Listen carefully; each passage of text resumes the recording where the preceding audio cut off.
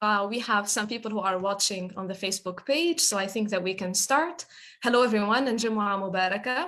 I hope you're all doing great. Thank you for coming to the Research Opportunities session today with University of Arizona. I'm glad to have with us Dr. Abdelmonem Al-Faleh from University of Arizona. He will walk you through the research opportunities available to international students at US universities, the application process, and the requirements, of course, for undergraduate and graduate studies students. Now, before we get started, I would like to start with a brief introduction about our network, Education USA, and the services that we provide for international students and specifically for Libyans. And then I'll turn it over to Mr. Abdelmonem for the presentation. At the end, we'll take your questions and answer them. So what is Education USA? So Education USA هي شبكة تابعة لوزارة الخارجية الأمريكية, and we located in more than 170 countries and territories. We are your official source if you would like to pursue your undergraduate or graduate studies in the United States. So if you are following us from Libya, make sure to reach out to me later if you want to start your application process or ask any specific questions. And if you are following us from a different country, you're very welcome. مرحبا بكم. So make sure to reach out to the advisor of your country to learn more about the steps to study in the US. The good thing is that we offer free, unbiased, accurate, and impartial information about all accredited universities in the United States. So how can we help you? Number one, we offer free public info sessions. So from these info sessions, you can learn more about, let's say, the 5 steps to study in the US. You can learn more or explore, let's say, different opportunities for you.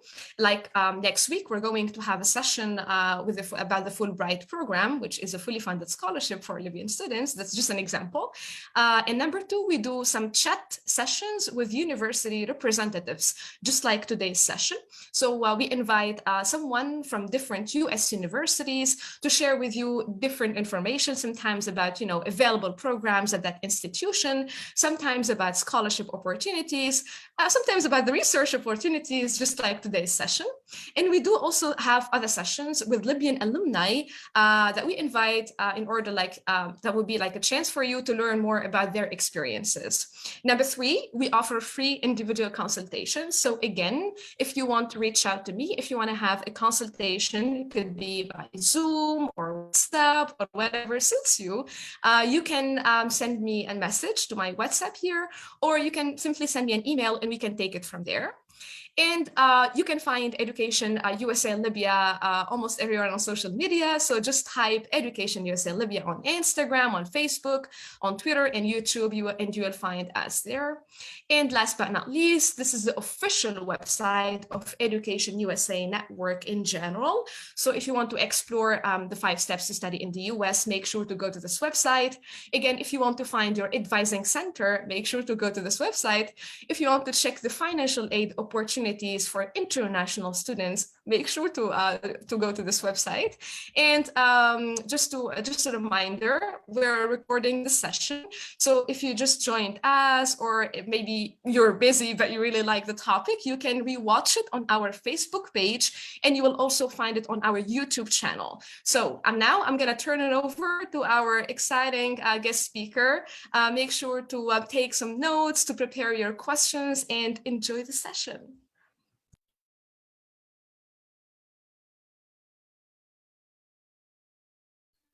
Don't forget to unmute yourself, Mr. Abdelmonem. Hi, everybody. Thank you, Amira, for inviting me to speak on behalf of your program and before the students. I apologize. I have a few, if you hear the background, I have a wedding happened to be just started at 6 o'clock. So my apology. I'm just a little bit nervous on how to.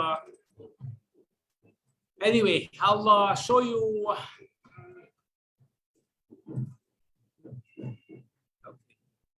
Do you see my screen here? We can hear you very well. Okay. Okay. Thank you. Yeah. Thank you very much.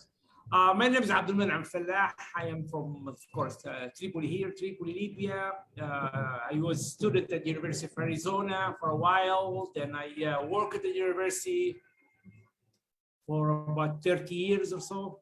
I came back to Tripoli in 2011 and working at the Biotechnology Research Center for a while. Now I'm between University of Arizona and here. I usually go to summertime teaching summer schools at the university, so I never left the University of Arizona. Meanwhile, I'm still working with the center. Last year, I was authorized to be an agent أو وكيل لجامعة أريزونا لتكوين برامج مختصة بالخدمات التعليمية والتسجيل وهكذا. I'm trying to help students to get engaged. مش عارف هنتكلم العربي أحسن أظني أو نخلط بين العربي والإنجليزي إن شاء الله. فأنا حنعطيكم شوية برزنتيشن على my presentation. عبد المنعم. Yes, by Arabic and English that's fine. الحمد لله ان شاء الله شكرا.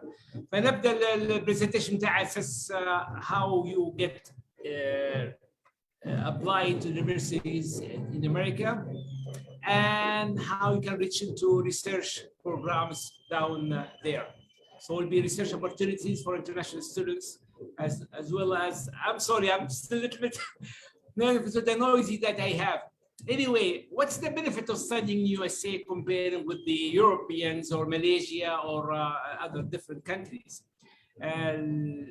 Opportunity اللي عندنا في أمريكا أن فيها to meet another international student, improve your career opportunities. اللي متخرج قلت أنا جاي متخرج جامعة أمريكية ليه نوع من level أكثر من واحد يقول أنا متخرج من أوكرانيا ولا متخرج من ماليزيا ولا متخرج من عمان ولا كذا.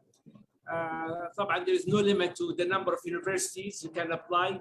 Thousands of universities في أمريكا ممكن تقدم لها. How to choose the right university. إحنا عندنا في أمريكا تقريبا أكثر من 5000 جامعة أو colleges. فيركمند إنك أنت الإنسان الطالب هذا قبل يبدأ يفكر في تقديم a short list of about 20 universities. ومن ال 20 universities ممكن select about 8 or so to choose from. وهذا based on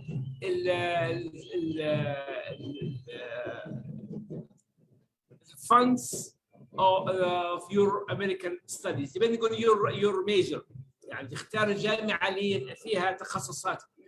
يعني بعض نسبة من الجامعات الموجودة والتويشنز اللي فيها زي برينستون يونيفرسيتي، كولومبيا، هارفارد and so forth. universities والتخصصات اللي فيها وعدد الطلبة اللي هم new students.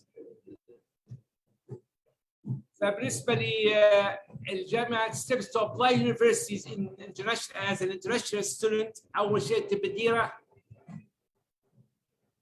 اللي هو Connect International Admission Office عند الجامعات. كل جامعة فيها مكتب للدراسات الدولية، فحاول تقدم وتشوف الشروط اللي عندهم. تجمع كل الدوكيومنتس اللي هي required to apply. حنغطي بعض من الدوكيومنتس as we go. رابع حاجة pass your SAT and ACT test. هذا بالنسبة للundergraduate. في امتحان هذا امتحان يعني يسووا فيه الليفل ومستوى التعليمي اللي وصله الطالب، مهم جدا.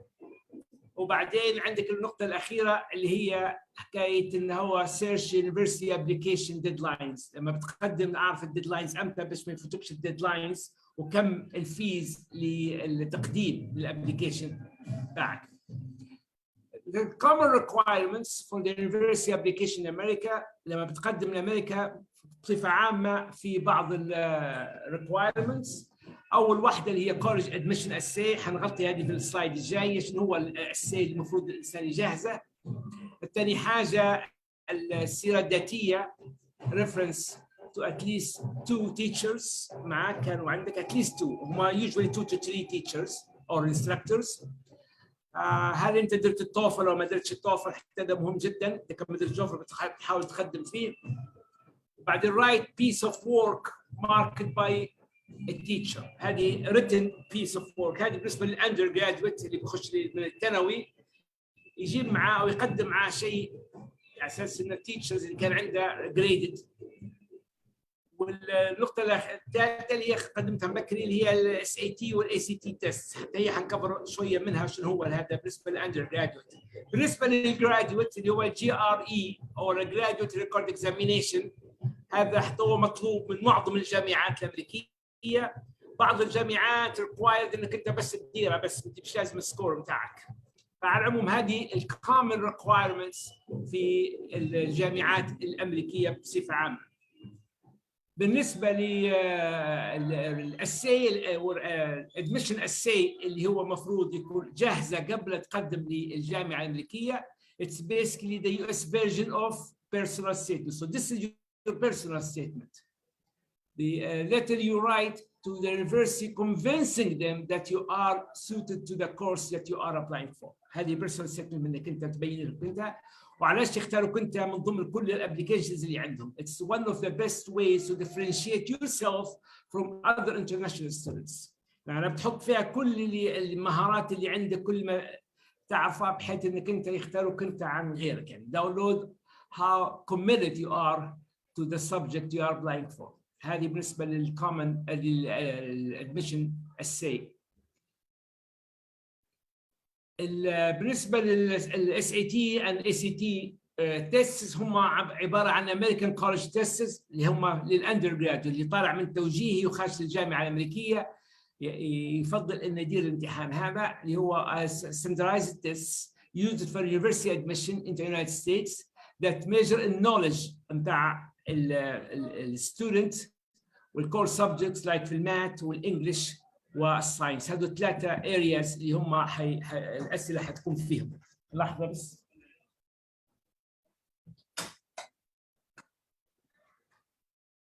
Sorry that usually university should accept both tests, either one, SAT or ACT tests once you are completing that. الفرق بيناتهم ان الاس اي تي هذا فوكسز على الماث والانجلش، while the ACT includes math, English and science. So if you are doing a science-based degree زي الميديسن زي الانجينيرنج زي الكيمستري زي الصيدله زي زراعه زي علوم، هذا كلهم بريفير انك تاخذ الاي سي تيست لانه يغطي ثلاثه ارياز اللي هم الانجلش والماث والساينس. هذا زي ما نقول اللي قلت لكم عليه اللي هو الاندر جرادويت. بالنسبه للتست هذا scores are valid for 5 years. يعني لما تقدم الجامعه وما حصلتش قبول فيها وبعد مثلا 6 شهور او كذا قدمت في نفس الجامعه او جامعه ثانيه، السكورز اللي تحصلها في الامتحان هذا valid لمده 5 سنوات، يعني مش لازم تعاوله ثاني. Registration deadlines for the ACT or SAT tests are usually 5 weeks before the testing date.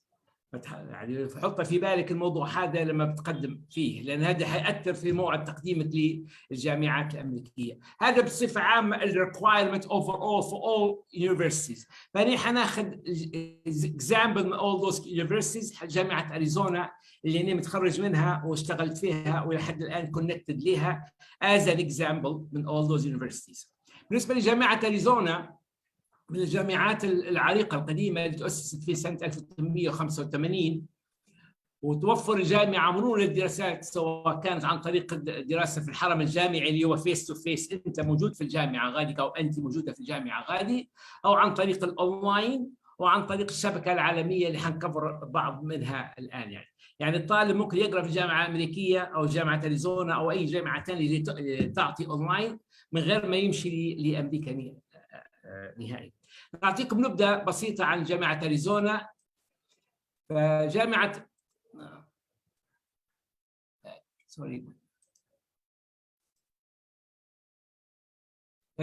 أريزونا among the top 100 universities as a public school، وهي رانك تقريبا 49 among 18,000 universities. لما تيجي تشوف في الجامعة تحتوي على 120 countries represented on campus. يعني عندنا الليبيين والمصريين والماليزيين والصينيين وهكذا أكثر من 120 دولة الطلبة متاعها يدرسوا في جامعة أريزونا.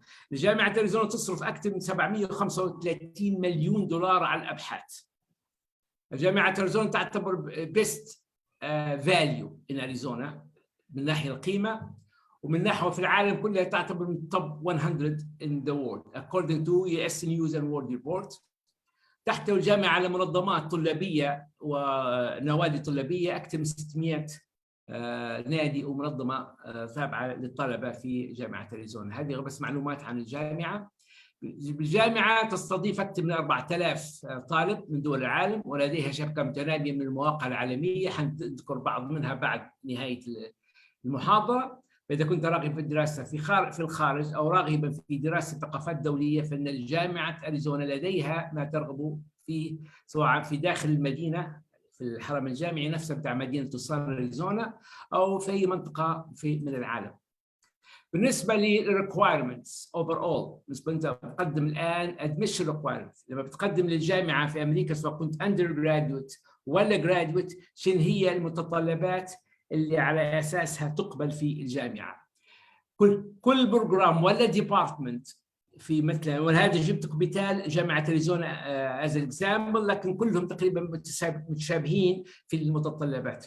بعض البرامج بعض الديبارتمنتس في University of Arizona has has its own sets of requirements in addition to the requirement of the college admission. يعني المينيمم requirement بتاع الجامعة مرات تختلف على المينيمم requirement بتاع الديبارتمنت. يعني مثلا التوفل يبوا مثلا 79 points، يمكن القسم اللي انت متقدم له يبوا 85 مثلا. فالريكوايرمنت بتاع الجامعه مرات تختلف عن الريكوايرمنت بتاع الديبارتمنت، يعتمد عليه الديبارتمنت اللي الطالب مقدم له. بالنسبه للانترنس اكزامز تكلمت بكري على الجي ار اي. University of Arizona Graduate Course does not require entrance exams such as the graduate record examination.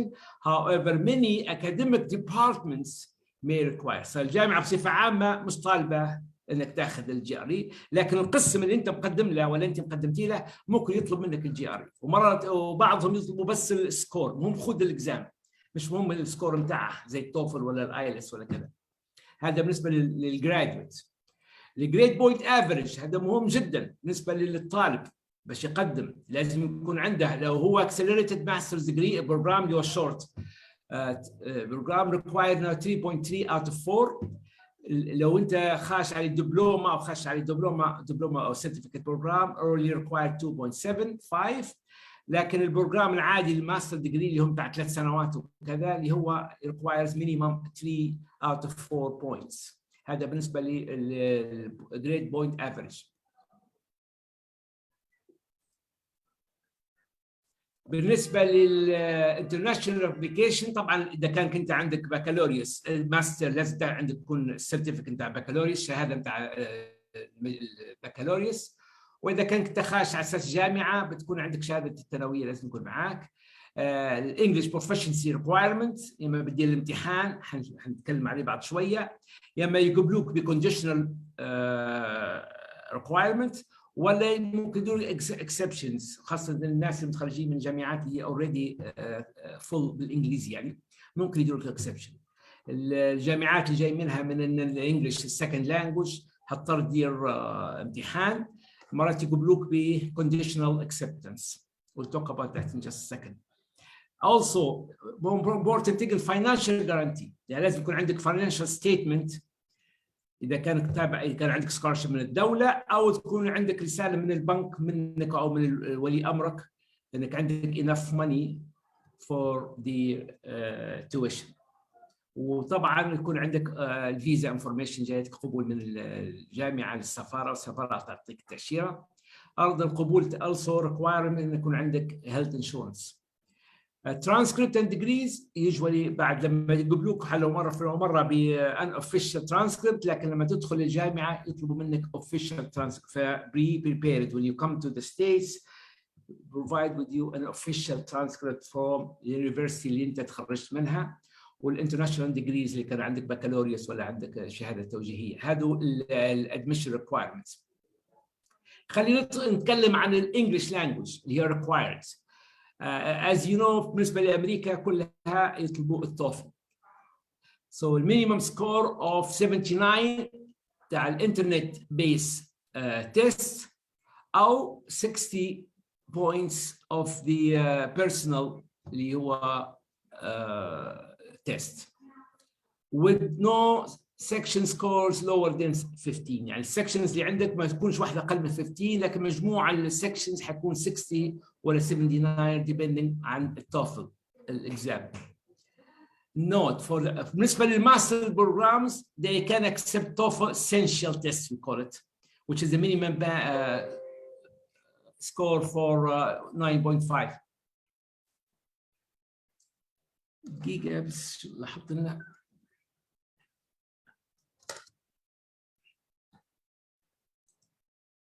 بالنسبة لل another TOEFL قلنا عليه هو requirement، لكن بعض الإخوة أو بعض الطلبة يكون عندهم الآيلتس ما يكونش عندهم. طبعا حتى الآيلتس accepted.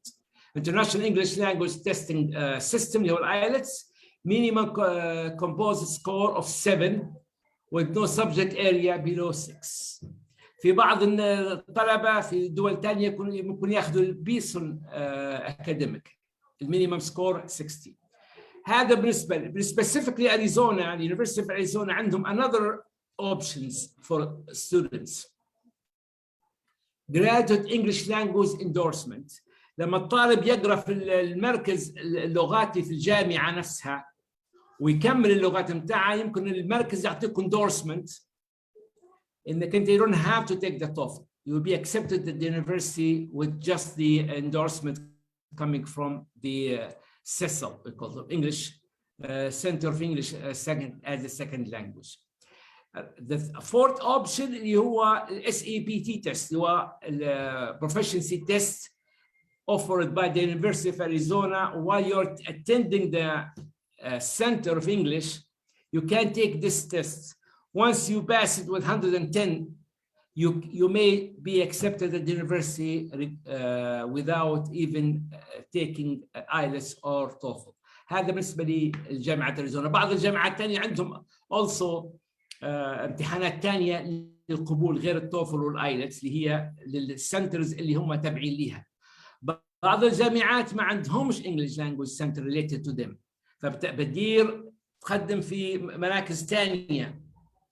ميزة جامعة أريزونا أن السنتر هذا تابع لجامعة أريزونا، وتعتبر أنت أو أنت قبلتي في السنتر هذا كأنك طالب جامعي تابع للجامعة، وكل الخيارات متاع الفاسيلتيز اللي موجودة في الجامعة ممكن الإنسان يستعملها.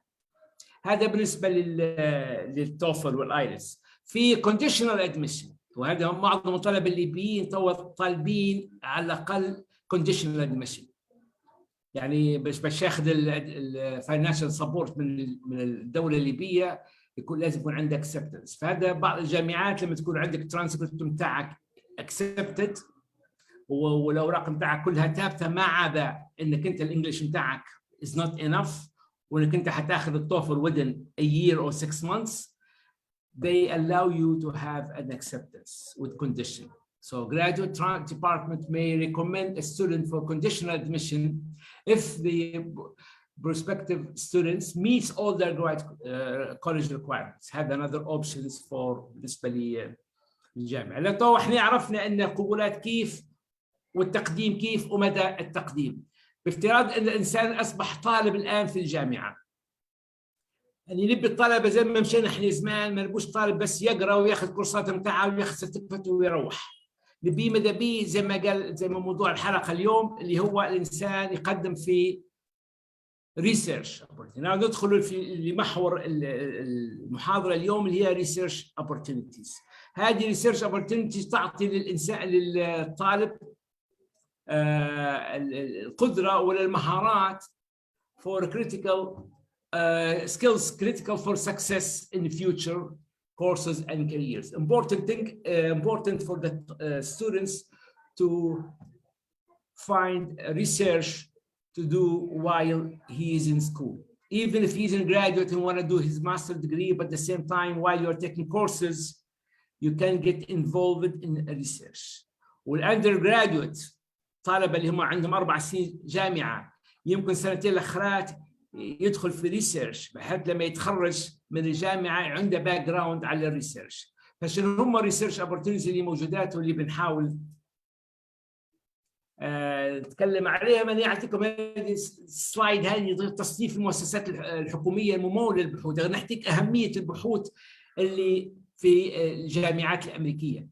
المؤسسات الحكوميه زي شنو؟ زي ديبارتمنت اوف هيلث، وزاره الصحه، الناشونال ساينس فاونديشن. تصور وزاره الصحه تدفع سنويا 23 مليار دولار للابحاث. طبعا هذا توزعهم على المراكز البحثيه، على الجامعات، على الجرانتس، مش توزعهم زي ما نقولوا بالليبي رجاله، لا، توزعهم بيسد عليه كل عضو هيئه تدريس، دكتوره او كذا، يقدم في جرانت ويحصله. وزاره الصحه تقدم في 23 مليار، وزاره الدفاع تعطي في 3 مليارات، الناسا بتاع الفضاء تدفع في 1.17 بليون دولار، وزاره الطاقه، وزاره الزراعه، وهكذا. هذه غير بس نحكي فكره عامه كيف يصرفوا. هذه الحكوميه. خلينا من الشركات الخاصه اللي تقدم في جرانتس للجامعات بحيث يعطوا نتائج. هذه ليست من الجامعات اللي تصرف على الابحاث. جون هوبكنز يونيفرسيتي تصرف 2.9 بليون دولار للابحاث، ميشيغان 1.6، وهكذا. يعني غير اعطيتكم نبذه عامه كيف الجامعات تصرف. طبعا البليونز دولار هذو ما جايات منين؟ جايات من يا اما القطاع العام ولا القطاع الخاص، جايات مش من التويشن تاع الطلبه، ما يديروا شيء تويشن تاع الطلبه، لكن هذو ما جرانتس جايات من المؤسسات الحكوميه الخاصه والعامه. بالنسبه لبرامج الابحاث بجامعه اريزونا، تمنح الجامعه فرص بحثيه وماليه للطلبه الجامعيين لتعلم كيفيه اجراء البحوث العلميه. تطرح الجامعه مواد مصممه خصيصه لطلبه السنه الاولى وسنه ثانيه، خاصه اللي هم اندر جراديوت، يتطلعون لاكتساب خبره بحثيه اساسيه. من خلال المواد اللي ياخذوها في السنه الاولى والثانيه يمكن يقدموا للحصول على جرانتس على الابحاث اللي بيديروها هم. فالمهارات التي يتم اكتسابها من هذه البرامج تدفع بالطالب الالتحاق بالدراسات العليا. كذلك إضافة تجارب البحوث الأكاديمية إلى سيرتهم الذاتية، حتى لما الطالب يتخرج يكون عنده خبرة في الأبحاث وتضع في السيرة الذاتية. مهم جدا الطالب ما يقراش بس كورس وورك ويتخرج ويروح بسيرتيفيكت وخلاص، لا، يكون عنده خبرة بحثية تساعده لمستقبله. فالجامعة عندها عدة خدمات في مجال التدريب والتعليم والاستشارات البحثية. بالنسبه how to find a research position في university. first انك انت sit down with your professor، اجلس مع البروفيسور بتاعك، او افتح الديبارتمنت ويب سايت وشوف الاعضاء هيئه التدريس الموجودين وما هي ابحاثهم وتخصصاتهم والانترست بتاعهم، او consult او استشير الاكاديميك ديبارتمنت that houses your area of interest. حسب مجالك انت تمشي الديبارتمنت اللي انت فيه وتتكلم مع الاداره وتشوف الابحاث اللي هي معروضه في الديبارتمنت. كذلك انفستيجيت، خاصه هذه السمر بروجرامز، هذه خاصه للاندر جرادويت. الاندر جرادويت عاده في الصيف معظم الطلبه بياخذوها اوف ولا ياخذوها كذا، في برامج بحثيه من اعضاء هيئه التدريس تعطى في الصيف، وهذه مهمه جدا للطلبه. If you are currently مثلا graduate student, your faculty advisor can help you find opportunities in the field of study. بالنسبة للأندرجرادويت في 3 بروجرامز مهمة جدا، اللي هو undergraduate research assistant. بالنسبة للأعضاء هيئة التدريس may apply for funding to hire undergraduate research assistant during the academic year, granted up to 10 hours of assistant per week. احنا كأعضاء هيئة التدريس لما نحصل جرانت بدنا نشغل فول تايم ولا بارت تايم تكنيشن، نعول عليه الطلبه بتاعي يشتغلوا. اول حاجه تشيب ليبر زي ما نقولوا، لان الطالب مهم يحصل شغل، وبالنسبه لنا احنا كاعضاء هيئه ارخص ان احنا نوظفوا اعضاء، نشغلوا طلبه في البحث. اول حاجه يستفيد الطالب وياخذ خبره وياخذ فلوس، منين نحصل في تكنيشن وبندفع له الانشورنس بتاعه وبندفع له كذا فول تايم. فايزي ان الطالب يقدم لاعضاء هيئه التدريس ويطلبوا منهم اذا كان يقدروا يساعدوهم في ابحاث. بالنسبه للسمر سكولرز and artist programs. Student can apply for funding for in-depth research project. ممكن يتحصل عليه $4,000 for 8 weeks of summer research. فهذا very source of money للطالب. طبعا في بعض الابحاث رولينج يكمل بحث ويمشي لبحثه وهكذا رولينج undergraduate research support. Students may apply for a research and research related fund on basis throughout the academic year. فهذه الابحاث اللي بالنسبه للطلبه اللي يقروا في undergraduate ممكن تحصلوا عليها ابحاث. بالنسبه ل how you can apply for a research position، هذا سؤال مهم جدا. Do your research first، انت باش تعرف اي grants موجودات. ثاني حاجه create your own CV من الاول، جهز نفسك، اطلع على شنو من الابحاث الموجودات، جهز السي في بتاعك. check with your university، لان بعض اليونيفرستي لما بتقدم في البحث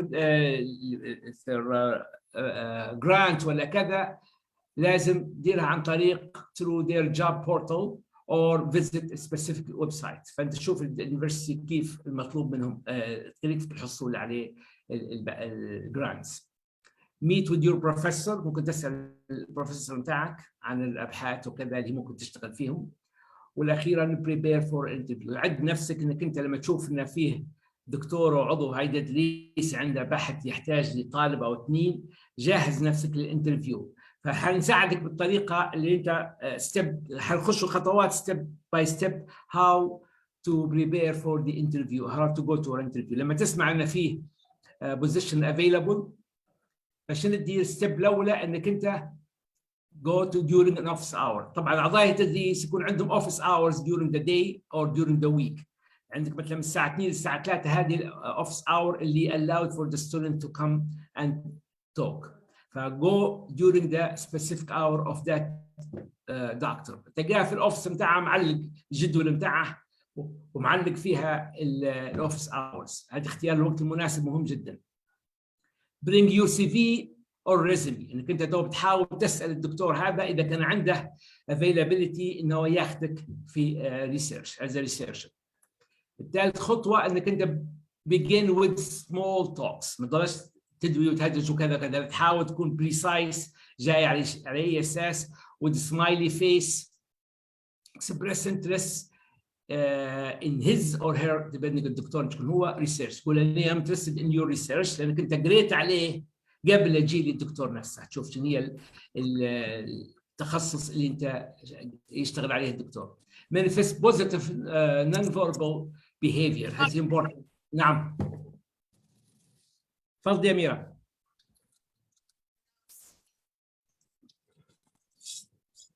sorry إذا كان I'm sorry. I said I didn't say anything. Oh, I sorry. I thought I heard something. It's okay. No problem. Okay. نرجع هذا الثاني. Okay. السكس ستيب انك انت ask explicitly to serve as an RA research assistant. انت جاي الان لسبب انك انت مقدم عليه research assistant. ما تاخذش الكلام التدريس وتمشي، لا قول انا جاي على هذا الاساس.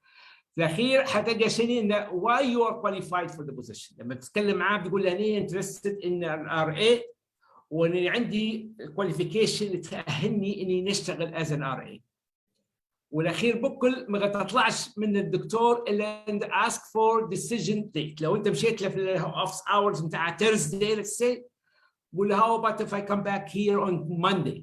انت initiate او انت initiate انك انت بتجي تزوريه الدكتور، ما تخليش الامر على خياره هو. في الاخير بيقول لك yes or no، لكن ما تنتظريش منه هو يكون get busy or forgot about it وتخسري او لا تخسر انت البوزيشن. لكن state with him اني I'm gonna come back next week and the first in the area and the time that is required or stated. Anyway, in case, and this doesn't give you an example, in case you're gonna email him or email her for your position, have an informative subject line first. شو بتبدا ب there let's say العضو الهيئة اسمه جون سميث، فتقول there دكتور سميث، بعدين نخش في الموضوع وتنهيها بسنسوري your name. Sincerely المخلص عبد المنعم فلاح. الدكتور هذا don't mention Mrs. or Miss Smith. Go for Dr. Smith. Don't put any how you're doing or what's up or كلام. خليك فورمال في الايميل بتاعك. لو انت applying for a position already opened، يعني الدكتور هذا طالب شخص يشتغل عنده already، فانت في الايميل بتاعك address any qualification the professor is looking for. لما تقرا الشغل الوظيفه المطلوبه اقرا عليها شنو مطالب الدكتور هذا، وحاول تحطها في الايميل بتاعك، وديمونستريت يور اكسبيرينس اللي هي related للبوزيشن اللي انت applying for. لكن if you are asking for research opportunity ما فيش اعلان ما في شيء، لكن انت بتمشي للدكتور بتساله اذا كان يحتاج. ففي الايميل بتاعك state specifically your interest in the research group. You need to read a professor's website شنو يطالبه او شنو يشتغل، شنو الخبره اللي عنده. Explain why research is important for your goals.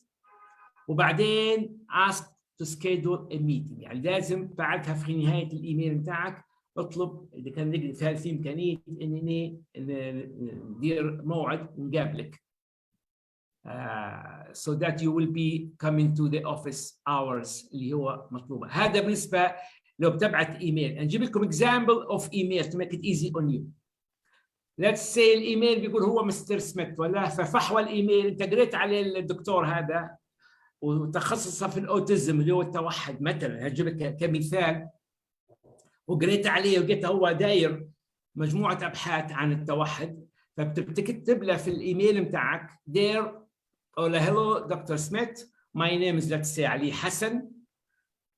ما تقولهاش دكتور جون سميث، ايزي تقول له hello Dr. Smith, my name is علي حسن. I have been reading on autism and come across several articles that you have written. I'm pretty interested and was wondering if I could help with your research project. Sincerely علي حسن.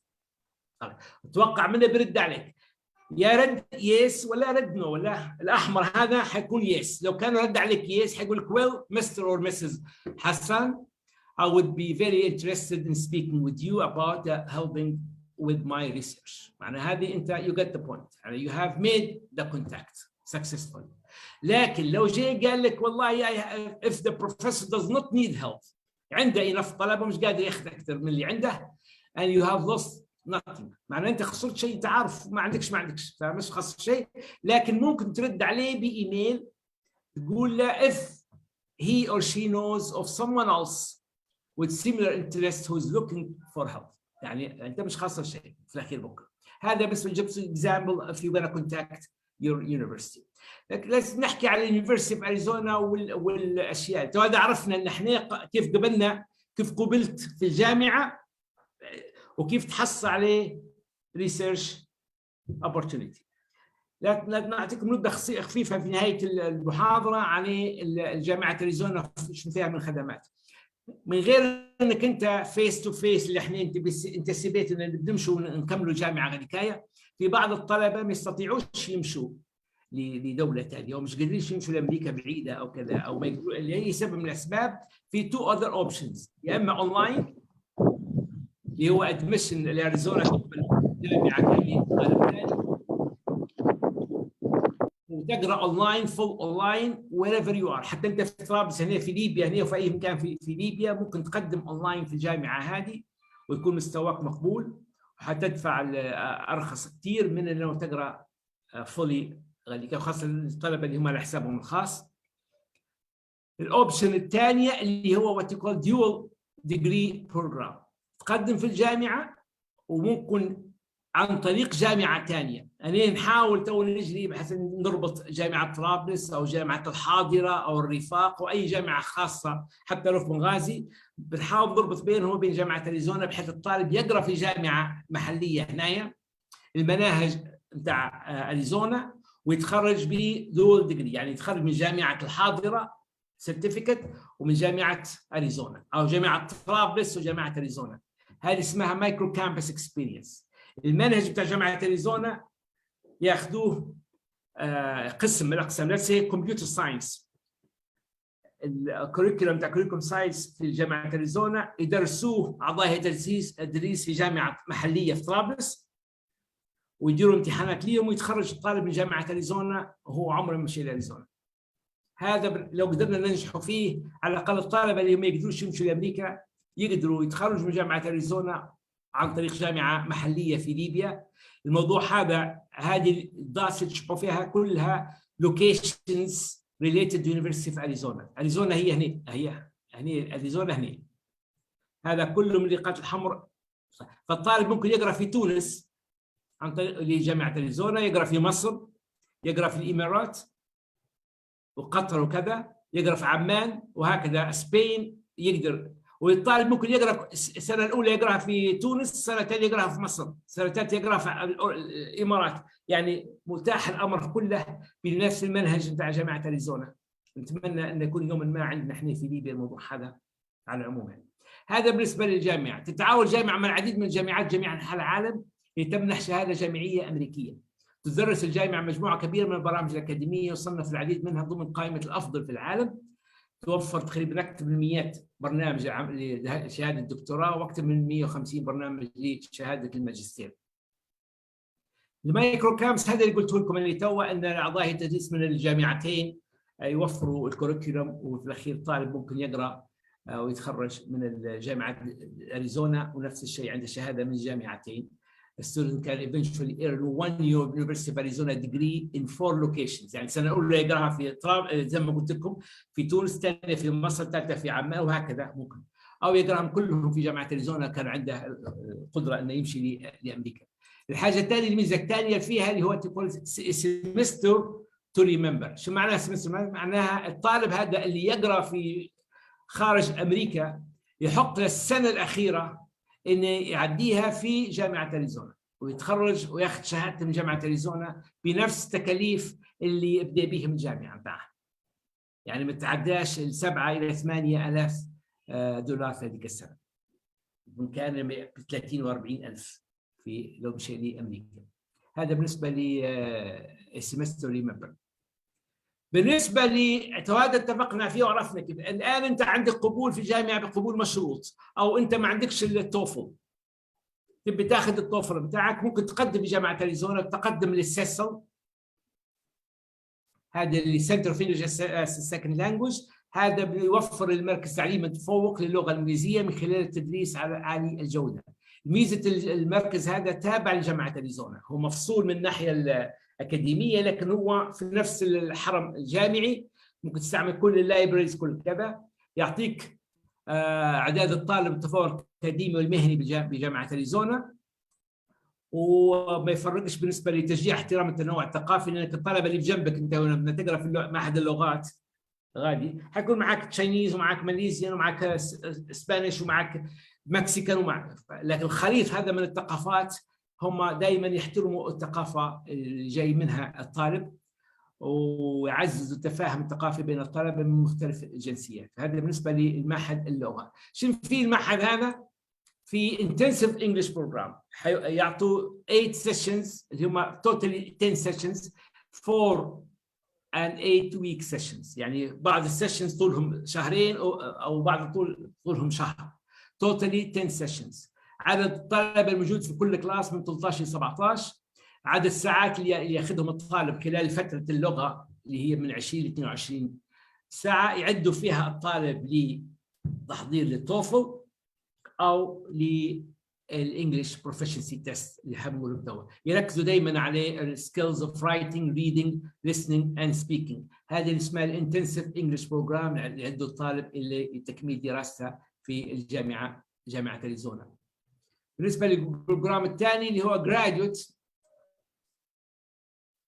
يونيفرسيتي تراك اللي هو ادفانسد لانجويج تريننج، لما الطالب مستوى الانجليزي اعلى من المتوقع لكن ما زال ما خلاش التوفل، ممكن يخش في الجراديويت يونيفرسيتي تراك اللي هو بالقبول المشروط اللي قلنا عليه بكري. لو بقول بقبول مشروط وانت قاعد او انت قاعده تاخذي في اللغه، ممكن تنزلي كورسات من القسم بتاعك وانت قاعده في اللغه، تستفيد من الوقت انت قاعد الانسان قاعد في اللغه، ممكن ينزل كورس او اثنين بموافقه الديبارتمنت اللي الانسان فيه. هذا بالنسبه للجراديويت يونيفرسيتي تراك.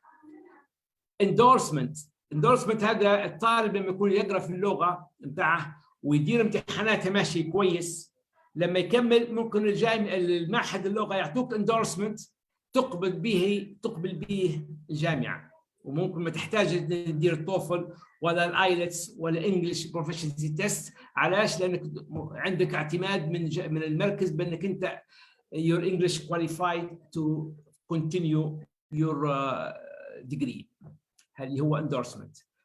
فيه امتحان الرابع اللي قلت لكم عليه بكري اللي هو SEPT اللي هو English Proficiency Test.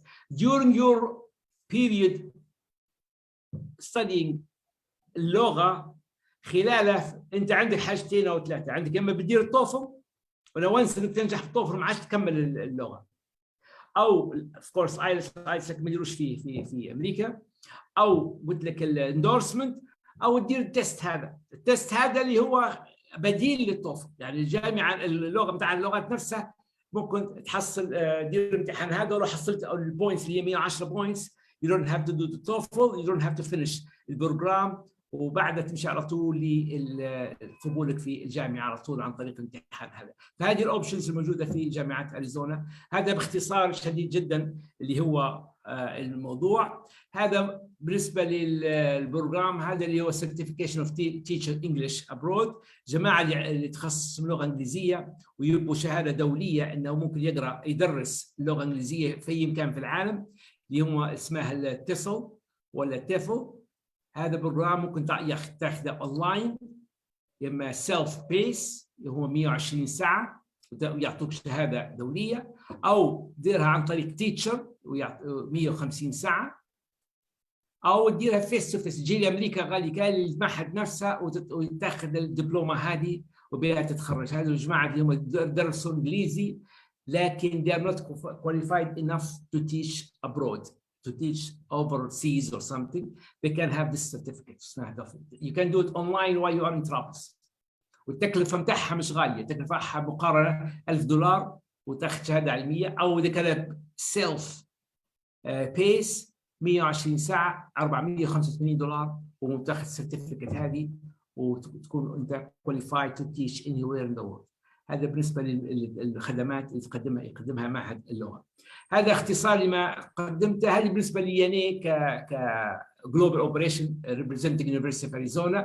Decided to confirm to affirm authorized development program عبد المنعم partnership with Advent Connect اللي الوكاله بتاعنا احنا هذه اللي هو ملك هذه confirm that عبد المنعم في الدكتور عبد الفلاح is authorized to develop programs initiative to recruit students to the University of Arizona. Officially I am. وهذه بالنسبه للغه حتى هي Advent Connect. Advent Connect هي الوكاله اللي represent جامعه أريزونا في ليبيا. موقعنا احنا هنا بالنسبه لنا احنا في هايلاندرز. عندي اللي حد باي شيء هذا رقم تليفوني عن الواتساب ولا فايبر ولا كذا. بالنسبه احنا لوكيتد في هايلاندرز في طرابلس. فاي انفورميشن تحتاجوا لها سواء على الجامعات الامريكيه بصفه عامه او جامعه اريزونا بصفه خاصه، يا اما تتصل بالايميل بتاعي والفيسبوك حتى هو ادفنت كونكت، هي ادفانس اديوكيشن كونكت عن طريق الفيسبوك ممكن تلقوها. وبارك الله فيكم، مشكور جدا ومتاسف على الاطاله يعني. Lovely presentation. I'm pretty sure that you shared a lot of great resources for the students who are following us. So now we're going to move to the Q&A part, the most exciting part for the students. And we received like very interesting questions, Mr. Abdelmaram. So thank you for your time. So let's start with the first question that we received from Mukhtar. So he said research options. Just a second, let me just paraphrase. Okay, so he's asking about the research positions.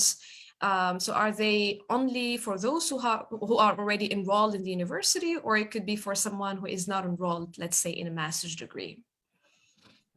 Okay, the student has to be somewhere on campus. First of all, he has to be a student on campus. He can. Okay. In America, you're not allowed to work anywhere except in the university if you are a student at the university. So you cannot allow, you're not allowed to even to work in McDonald's, let's say. No. So you have to go to research, or you may go to the library and help with the library, as long as you are a student at the University of Arizona. Yes, you don't have to be work at the same department that you are. Any research or any professor has grant looking for students in any major, you are allowed, you're legally allowed to work, as long as you are a student at the university. I hope that's answered the question. Yeah, that answered the question perfectly. Okay, so the next question that we received from our Facebook page is from someone who said, for a PhD degree in engineering, in the engineering field, do I need English language certificates, even if I, let's say, used the English language in my master's degree? The English, if you are graduated 2 years apart, I mean, yes, you're required to have a TOEFL. The TOEFL is last for only 2 years. After that, you have to apply for English certificates. Yeah. Yes. And also some universities for PhD, they require the GRE. So it's better to check with the university you're applying to. So yeah, correct. So another question from Hannah from the Facebook. She said, what if my GPA is low? Can my work experience fill in this gap? I mean, to get a research opportunity? It depends on in your major and the department you are in. They might give you deficiency courses if you are in في الحرم نفس الجامعي يعطوك deficiency courses to upgrade your GPA, and then you can have research. But you have to be accepted. Yes. But I'm just guessing, but they can even like require an interview to know more about you as a person and see like and question that gap, the gap that you're talking about. So yeah, depends exactly. So just to reconfirm what Mr. Abdelmanaf said. With that, nowadays, the communication is very easy. So you may apply directly to the professor that he might accept you based on your research or your experience, and they allow you to get accepted with the conditional acceptance. Another question from the Facebook, it's coming from Ruqayya, and she said, I would like to know about some of the examples of research proposals and whether there is a requirement for specific studies regarding linguistics. Research proposals, or what you need to do, just افتح الديبارتمنت بتاع English language, let's say Department of English, and look at the researches over there, and that might find out something there that's useful. It's very hard to answer the question like that. I mean, proposals general, correct. So, yeah, I agree. Carry on. ساعدك انت لو انت عندك باك جراوند على ريسيرش، اشتغلتي في ريسيرش معين، حتى في مثلا في ليبيا هنا في جامعه من الجامعات هنا، وتحاولي كونتينيو البروبوزل اللي كنت اشتغلت عليه هنا، هيساعدك كثير هناك يعني.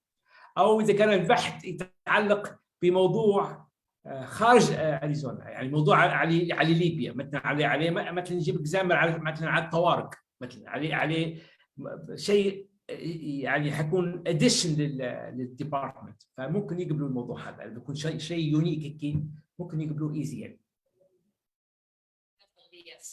Also, I know that some universities, again, some, not the majority, do not require the research proposals from international students. So again, you have to check with the department. So if you have maybe a research proposal, check with the professor that you want to work with, and maybe the professor worked on a similar topic. So it all starts, from getting in touch or connecting with professors from the university selected. Okay. Money. So another question is about the money. So someone asked, how much do students get paid for research positions? So I know it's different from university to another, but could you please share with them, let's say, the average? Okay. Students normally the minimum requirements for in the States, America right now, between $12 to $15 an hour. And as a student, they allow you to have like 10 hours a week. if they can give you $15 an hour for 10 hours a week, means $150 a week. Means a month will be around $600. So around $500 to $600 will be your money. They're not gonna give you full time because you are a student. You're supposed to study. That's why the maximum will be 10 hours allowed. So we're not gonna interfere مع الدراسة يعني هتكون هذه bucket money يعتبروها يعني. Yeah, I mean, please don't rely on that money and say, well, I didn't get a scholarship, so I'm going to work on campus. You cannot cover your tuition by working on campus only. It's not going to be enough, but it can help with the personal expenses, just like what Mr. Abdulmanam said.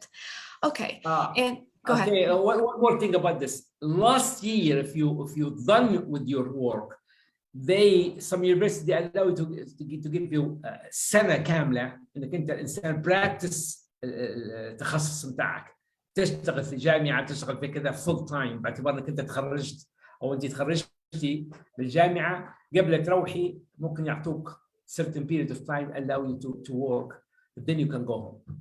فالماني ممكن في نهايه السنه او بدايه السنه اللي بعد التخرج ممكن يسمحوا لك بالشغل اللي له علاقه بالتخصص. Question from Ruqayya, the one who asked about the proposals, and she said, if I studied in a foreign English public university, do I still require to do the TOEFL for my application? All countries that they have their English as a second language, they have to have the TOEFL. It would be easier for you than to somebody who studied all in Arabic.